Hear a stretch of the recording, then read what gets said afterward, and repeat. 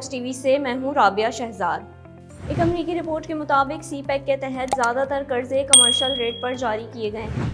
پاک چین اقتصادی راہداری کے تحت چین ترقیاتی فائنینسنگ کا ایک بڑا حصہ ایسے قرضوں پر مشتمل ہے جو گرانٹس کے برعکس کمرشل ریٹ پر ہیں۔ امریکی انٹرنیشنل ڈیولپمنٹ ریسرچ لیب کی رپورٹ کے مطابق بیجنگ کے عالمی ترقیاتی پروگرام پر روشنی ڈالتے ہوئے کہا گیا ہے کہ سی پیک کے تحت چینی قرضے توانائی اور ٹرانسپورٹ کے شعبوں میں بالترتیب 95% اور 73% ہیں۔ چین نے 2000 اور 2017 کے درمیان پاکستان کے لیے $34.4 ارب کے ترقیاتی فائنانس کا وعدہ کیا۔ اسلام آباد میں چین کے بیرون ملک ترقیاتی فائنانسنگ کا 7واں سب سے بڑا وصول کنندہ ہے اور اس وقت $27.3 ارب کی مالیت کے 71 منصوبے جاری ہیں۔ رپورٹ میں بتایا گیا کہ 13 سال کی پختگی کے ساتھ اوسط قرض کی شرح سود 3.7% ہے اور 4.3 سال کی رعایتی مدت شامل ہے۔ اس کے علاوہ رپورٹ میں یہ بھی دعویٰ کیا گیا کہ پاکستان نے چین کے تمام ترقیاتی فائنانس کا تقریباً آدھا حصہ برآمد کنندہ کے کریڈٹ کی شکل میں حاصل کیا ہے۔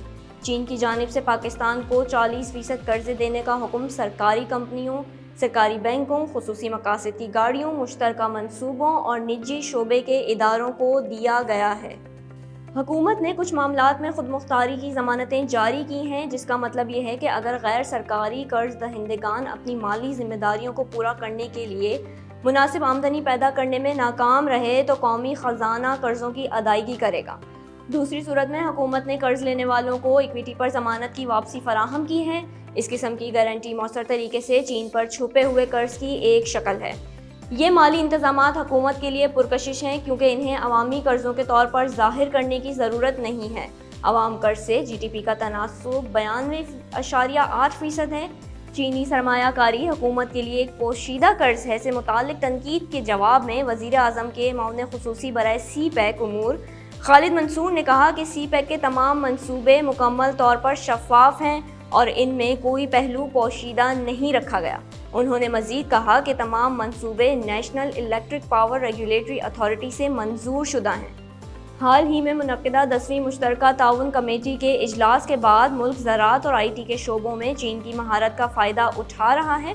انہوں نے مزید کہا کہ ہم زراعت کے لیے نئی تحقیقی مراکز قائم کر رہے ہیں۔ ہم چین کی مدد سے اپنی پیداوار اور بیج کے معیار کو بہتر بنانے جا رہے ہیں۔ مزید خبروں اور اپڈیٹس کے لیے ہمارے چینل کو سبسکرائب کرنا نہ بھولیے اور stay tune to Red Box T V.